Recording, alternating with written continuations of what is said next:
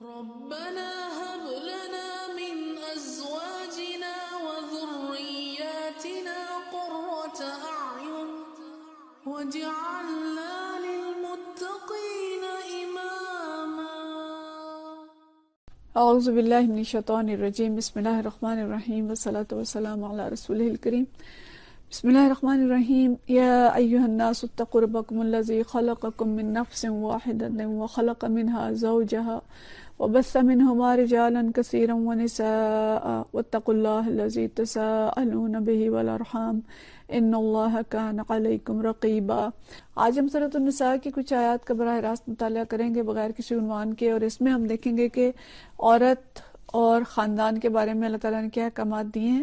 جیسے کہ سورۃ النساء، اس کا نام ہی النساء ہے، یعنی خواتین کے بارے میں اس کے اندر احکامات ہیں، اور خواتین، خاندان کی تنظیم، تمام احکام جو ہیں اس سورت کے اندر اس کے ابتدائی حصے میں دیے گئے ہیں. اس سورت کے ابتدائی آیات اس میں بار بار ہم نے پڑھا کہ اللہ تعالیٰ نے متوجہ کیا کہ تمہیں ایک جان سے پیدا کیا ہے اور تم اپنے رشتے اور قرابت کے تعلقات کو بگاڑنے سے پرہیز کرو، اور ہمیں سمجھایا کہ اللہ تعالیٰ تمہارے اوپر نگرانی کر رہا ہے. دوسری آیت جو ہے یتیموں کے مال ان کو واپس دو، اچھے مال کو برے مال سے نہ بدل لو، اور ان کے مال اپنے مال کے ساتھ ملا کر نہ کھا جاؤ، یہ بہت بڑا گناہ ہے. تو یتیموں کے حقوق کے بارے میں اس سورہ کے اندر اور دوسری صورتوں کے اندر بھی بہت براہ راست اور سخت احکام ہیں، اور نبی کریم صلی اللہ علیہ وسلم کے حدیث بھی ہمیں معلوم ہے. ایک حدیث تو ہم اکثر پڑھتے ہیں کہ مسلمانوں کے گھروں میں بہترین گھر وہ ہے جہاں کوئی یتیم ہو اور اس کے ساتھ اچھا سلوک کیا جاتا ہو، اور مسلمانوں کے گھروں میں بدترین گھر وہ ہے جہاں کوئی یتیم ہو اور اس کے ساتھ برا سلوک کیا جاتا ہو. اور ایک حدیث ہے کہ نسائی کی یہ حدیث ہے جس میں نبی کریم صلی اللہ علیہ وسلم فرماتے ہیں کہ اے میرے اللہ، میں دو کمزور قسم کے لوگوں کے حق کو محترم قرار دیتا ہوں، ایک یتیم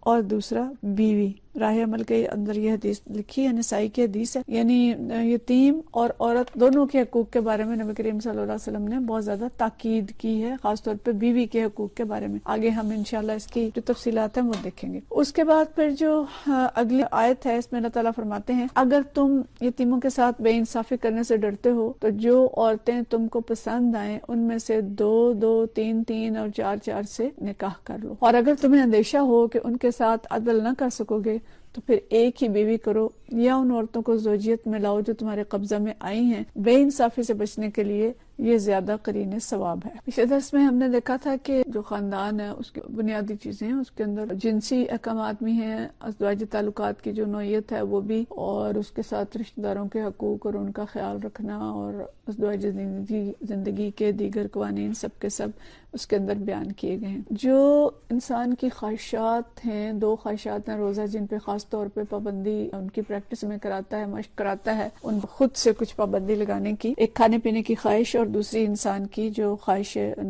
شہوانی خواہش ہے، نفس کی خواہش ہے جنس کے بارے میں. اور کیونکہ اللہ کو معلوم تھا کہ انسان کی یہی دو خواہشات ہیں جن پہ اگر وہ اعتدال کا راستہ اختیار نہیں کرتا اور اعتدال سے ہٹ جاتا ہے، اس سے معاشرے کے اندر عدم اعتدال آتا ہے، اور خاندانوں کے اندر عدم اعتدال آتا ہے. کہ اگر کھانے پینے کی خواہش ہی بہت زیادہ ہو جائے تو پھر ایک انسان جو ہے وہ مال کے پیچھے پڑے گا، مادیت پرستی معاشرے کے اندر بہت زیادہ ہو جائے گی. آج ہم دیکھ رہے ہیں جیسے کہ بس پیٹ کی جو ضرورت ہے وہ ہر چیز پہ مقدم ہے، وہاں پہ ایمان بھی بھول جاتا ہے، دین کا خیال بھی نہیں ہے، دوسروں کے حقوق بھی مار رہا ہے انسان، سود بھی کھا رہا ہے، رشوت بھی لے رہا ہے، ملاوٹیں بھی کر رہا ہے. یہ سب کیا ہے کہ اس کی بھوک اور جو خواہش ہے پیسے کی وہ ختم نہیں ہوتی، اور دوسری اس کی جو جنسی خواہش ہے وہ بے لگام ہے، اور اس کا جو نتیجہ ہے دنیا کے اندر ہم دیکھ رہے ہیں. تو اللہ تعالیٰ نے یہاں پہ جو آیت ہم پڑھ رہے ہیں یتیموں کے کانٹیکس میں آئی ہے، اور اس کے ریفرنس میں عائشہ رضی اللہ تعالیٰ عنہ بتاتی ہیں کہ زمانہ جاہلیت میں جو یتیم بچیاں لوگوں کی سرپرستی میں ہوتی تھیں ان کے ساتھ دو طرح کا سلوک کرتے تھے. ایک تو یہ کہ اس کے ساتھ خود نکاح کر لیتے کہ ان کا مال کہیں اور جائے نہ، اور پھر ان پہ ظلم کرتے تھے. اور دوسرا یہ تھا کہ ان کی شادیاں نہیں کرتے تھے، کہ بھئی اگر خود بھی نکاح نہیں کیا، شادی بھی نہیں کی، اور ان کو بٹھا چھوڑا کہ یہ مال ان کا ہمارے پاس رہے کہیں یہ جائے نہ. تو اس کی اصلاح کی گئی اور حکم دیا گیا کہ یتیم بچیوں کے ساتھ اگر تم بے انصافی کا تمہیں ڈر ہے کہ اگر تم خود شادی کر لو گے تو ان کے ساتھ انصاف نہیں کر سکو گے تو ان کی شادی کہیں اور بھی کر دو، اور یہ بھی نہ کرو کہ تم بس ان کو بٹھا چھوڑو، اور اگر وہ بچیاں معاشرے کے اندر اگر ان کی شادی کرنے میں ڈرتے ہو تو پھر معاشرے کے اندر جو عورتیں تمہیں پسند ہیں ان میں سے تم 4 تک بھی شادی کر سکتے ہو. اگر تم عدل کر سکو ان کے ساتھ، یعنی 4 پہ تحدید کر دی، یہ نہیں کہ بس جتنی چاہے شادیاں کرتے چلے جاؤ. تو مطلب بے انصافی یتیموں کے ساتھ نہ کی جائے، عدل کے ساتھ ان کے ساتھ شادیاں کی جائے، اور نہ ان کے ساتھ بے انصافی اور نہ دیگر عورتوں کے ساتھ بے انصافی. یہاں حکم کیا ہے کہ اول تو 4 سے زیادہ نکاح ہی نہ کرو، اور اگر تم نہیں قابو پا سکتے تو پھر اس کی جو لمٹ ہے وہ 4 نکاح کی ہے. 1 کرو، 2 کرو، 3 کرو، زیادہ سے زیادہ 4 کر سکتے ہو، لیکن اتنی بیویاں کرو جس سے انصاف کر سکتے ہو. یہاں 4 شادیاں کرنے کا حکم نہیں ہے، بلکہ ایک تحدید ہے کہ اس سے زیادہ تم نہیں کر سکتے. اور یہ اس وقت اگر معاشرہ ہمارے ذہن میں ہو تو ہمیں پتہ چلے گا کہ اس معاشرے کے اندر جو معمول تھا لوگوں کا وہ 10-10 اور 20-20 اور 50-50 شادیوں کا تھا. اور اس وقت اگر اس کی تحدید نہ کی جاتی تو یہ سلسلہ بہت آگے تک چلتا. اللہ تعالیٰ نے خود اس کی تحدید کی کہ تم 4 سے زیادہ شادیاں نہیں کر سکتے. اور یہ ہمیں پتہ چل رہا ہے اسی آیت کی تشریح جو مختلف علماء نے لکھی ہے، مثالیں دی ہیں کہ عرب کے اس وقت کے حالات میں غیلان بن ثقفی، یہ طائف کے وہ تھے، امیر تھے، تو یہ جب آتے ہیں تو ان کے پاس 10 بیویاں تھیں. تو نبی کریم صلی اللہ علیہ وسلم نے حکم دیا کہ 4 کو رکھ لیں اور باقی جو ہیں ان کو الگ کر دیں. عمیر اسدی کی 8 بیویاں تھیں، انہیں بھی یہ حکم دیا گیا. نوفل بن معاویہ کی 5 بیویاں تھیں، تو انہیں حکم دیا گیا کہ آپ 4 کو رکھ لیں اور ایک جو ان میں سے اس کو چھوڑ دیں. مطلب یہ ہے اس وقت کا معاشرتی ٹرینڈ یہ تھا کہ لوگ بہت زیادہ شادیاں کرتے تھے اور ان کے حرم جو ہیں وہ بہت زیادہ عورتوں سے بھرے ہوتے تھے. تو وہاں اس کی تحدید کی. اگر بیک وقت وہاں پہ ایک کا حکم دے دیا جاتا تو بہت زیادہ مشکل ہوتی، اور آج بھی خیر اس چیز کو ہم آگے دیکھتے ہیں. تو 10 سے زائد لوگوں کی بیویاں ہوتی تھیں تو 4 کی تحدید کی، نمبر 1. اور نمبر 2 اس کو عدل سے مشروط کیا. اگر عدل کر سکتے ہو تو 2، 3 یا 4 کرو، اگر نہیں تو 1 پر قناعت کرو. ضرورت کے تحت اس کی اجازت دی گئی. اور یہ جو کہا جاتا ہے کہ پولیگیمی انٹروڈیوسڈ بائی اسلام، کہ اسلام نے جو ہے یہ پولیگیمی یا زیادہ شادیوں کو انٹروڈیوس کیا، یہ بالکل غلط بات ہے. اللہ تعالیٰ پر ایک الزام ہے، نبی کریم صلی اللہ علیہ وسلم پر الزام ہے. اس وقت کا جو معاشرہ تھا اس کے اندر، اور اس وقت عرب کے علاوہ بھی اگر ہم دیکھتے ہیں یہ جو دوسری دنیایں ہیں ان کے اندر بھی ہمیں پتہ چلتا ہے کہ بادشاہوں کے حرم جو تھے وہ بھرے ہوتے تھے عورتوں سے، چاہے وہ بیویاں تھیں یا بیویوں کے علاوہ بھی انہوں نے حرم بھرے ہوتے تھے. تو یہ سوال البتہ ہم کر سکتے ہیں کہ اور اجازت جو ہے 4 بیویوں کی کیوں دی گئی؟ تو دیکھیں، اسلام دین فطرت ہے اور اسلام پاکیزہ معاشرہ چاہتا ہے کہ جو کچھ بھی ہو اعلان ہو. جیسے ہم پچھلے درس میں پڑھ چکے ہیں کہ نکاح کیا جائے، اس کا اعلان کیا جائے اور اس کو چھپ چھپا کے نہ کیا جائے، اعلان شادی کی جائے. نبی کریم صلی اللہ علیہ وسلم بھی ایک جگہ فرماتے ہیں کہ نکاح کرو، کہ طلاقیں عام نہ کرو. یہ نہیں کہ ادھر شادی کی اور ادھر طلاق دے دی، طلاقیں نہ دو. اللہ ایسے لوگوں سے محبت نہیں کرتا جو زواقین اور زواقات ہیں. اور زواقین اور زواقات کون ہیں؟ کہ جو مولانا نے جو اس کو ترجمہ لکھا ہے کہ ایسے مردوں اور عورتوں کو پسند نہیں کرتا جو بھنورے کی طرح پھول پھول کا مزہ چکھتے پھرتے ہیں. یہ جو اشنائیاں ادھر اور ادھر تعلق اور ادھر تعلق، اور یہ سارا کچھ جو آج ہم مختلف معاشروں کے اندر دیکھ رہے ہیں کہ کس طرح سے دوستیاں اور تعلقات، اور شادی تو ایک ہی ہے اور باہر بہت سارے تعلقات ہیں، یہ اسلام کا منشا نہیں ہے. تو پاکیزہ معاشرہ اسلام چاہتا ہے کہ 1 سے گزارا نہیں کر سکتے ہو تو 2 کر لو، ان سے بھی نہیں ہوتا تو 3 اور 4 شادیاں کر لو. لیکن باہر تعلق رکھنا، شادی سے باہر، شادی سے پہلے بھی دوستیاں رکھنا، وہ آگے پڑھیں گے، اور شادی کے بعد بھی یہ چیز اسلام کے اندر ممنوع ہے. اس طرح کی جو دوستیاں اور غیر شرعی تعلقات ہیں ان کو اسلام پسند نہیں کرتا. اور اس وقت بھی اجازت دی تھی معاشرے میں، کیونکہ اس وقت تو رواج ہی یہ تھا. تو آج بھی یہ اجازت اس لیے برقرار ہے کہ بعض اوقات معاشرے کے اندر یہ بھی ہوتا ہے کہ عورتوں کی تعداد زیادہ ہو جاتی ہے اور مردوں کی تعداد کم ہوتی ہے، کیونکہ مرد لڑائیوں میں، جنگوں میں شہید ہوتے ہیں، قتل ہوتے ہیں، تو ایک فطری کمی جو ہے وہ واقع ہو جاتی ہے. تو اگر اس تعدد کی اجازت نہ دی جاتی تو بقیہ عورتیں کہاں جائیں؟ ہم مغرب کے معاشرے کے اندر دیکھ رہے ہیں، ایک کے ساتھ شادی ہے اور بقیہ جو ہے ان کے ساتھ دوستی ہے.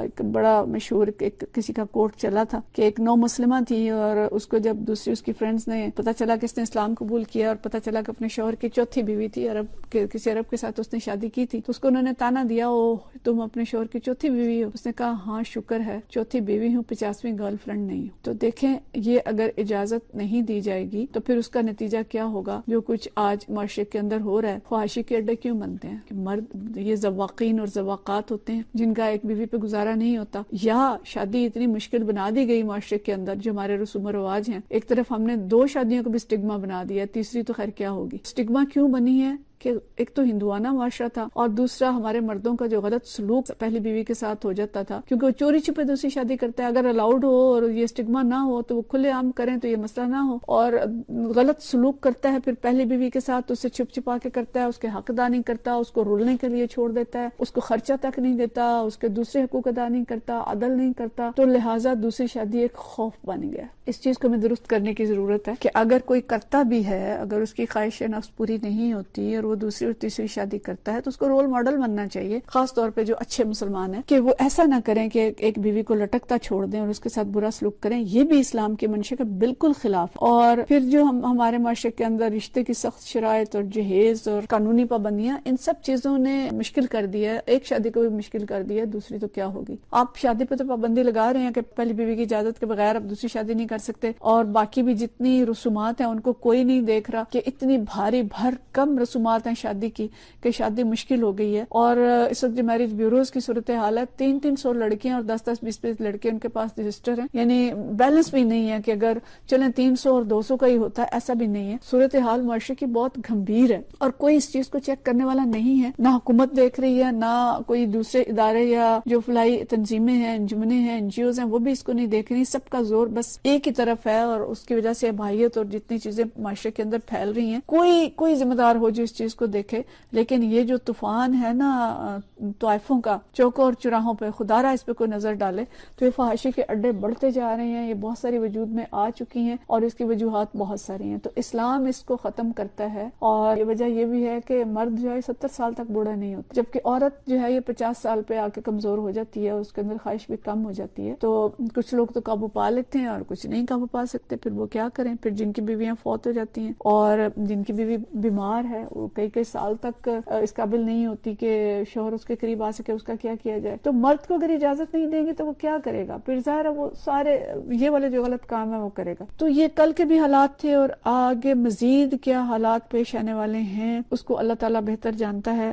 اصل مسئلہ یہ ہے کہ مسلمانوں نے اس رخصت کا درست استعمال نہیں کیا، ناانصافیاں کی انہوں نے، اور جیسے میں نے پہلے بھی بہت سی زمین میں بات کی، عدل نہیں کیا اور چھپ چھپا کے یہ کام کیے. اور عرب جو ہیں انہوں نے اس رخصت کو خوب استعمال کیا اور انہوں نے کپڑوں کی طرح بیویاں بدلی. تو یہ اصل اسلام نہیں ہے. اسلام وہ نہیں ہے جو ہماری ناقص زندگیوں کے اندر پریکٹس ہو رہا ہے یا جو مثال ہم پیش کر رہے ہیں. اسلام ہمارے ناقص اعمال کا نام نہیں ہے. ہم اگر غلط شہادت دے رہے ہیں تو یہ قصور اللہ کے قانون کا نہیں ہے، یہ قصور ہمارا ہے. تو اس کو درست کرنا ہے ہم نے. اور کل کی جاہلیت کا علاج بھی اسلام تھا اور آج کی جاہلیت اور اباہویت کا علاج بھی اسلام ہی کے اندر ہے. آج اگر اتنے فحاشی کے اڈے اور اتنے یعنی زنا عام ہو چکا ہے اور قانون غیر مسلم ممالک کے اندر تو ہیں ہی کہ زنا بالرضا پہ کوئی سزا نہیں ہے، سزا صرف زنا بالجبر پہ ہے. اور جس طرح کی سوسائٹی ہم بنا رہے ہیں، شادیاں منع کر رہے ہیں، دوستیاں اور دوسرے تعلقات جو ہیں وہ آسان ہیں. اس چیز کو ختم کیا جائے اور اس کی بجائے اگر کسی کی خواہش پوری نہیں ہوتی تو وہ اور نکاح کرے، لیکن عدل کرے، انصاف کے ساتھ بیویوں کو رکھے. اور پھر فرمایا کہ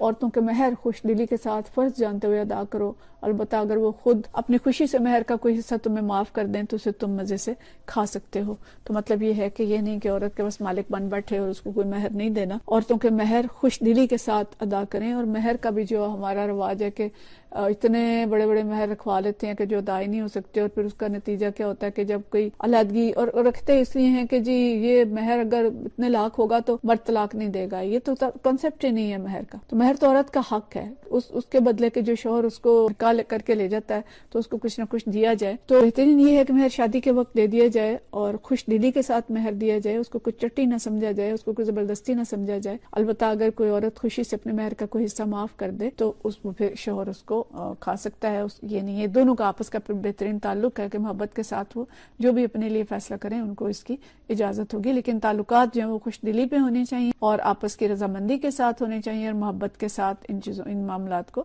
طے کرنا چاہیے. تو آج کی جو آیات ہم نے پڑھی سورہ نساء کی، اس کے اندر جو ہمارے لیے سبق تھا، مجھے امید ہے کہ سب نے اچھی طرح سے سمجھ لیا ہوگا. وآخر دعوانا ان الحمد للہ رب العالمین.